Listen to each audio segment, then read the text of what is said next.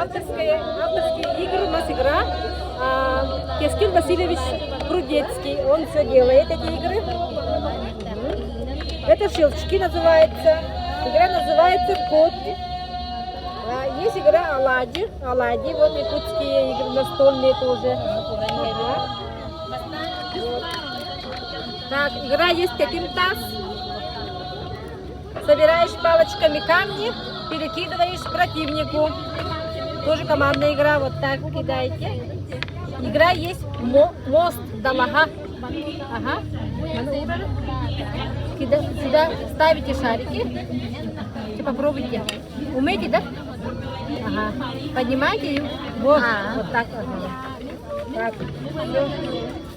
Есть игра Саюлык, вот. А вот это щелчки, тексан.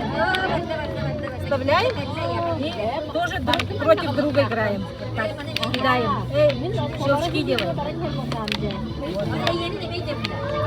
Ага. Понятно, да? Там тоже Текимтас. Поймай горностай. Хорошая игра тоже есть. Аккуратно вот. Шарик должен попасть в дырки. Ага. Это правило игры. Вот это ладушки. Палочка, ну тут, ага. Блин, ага. Вот оладушки вставляете, да? И вот специальной палочкой и килиня. Вот так.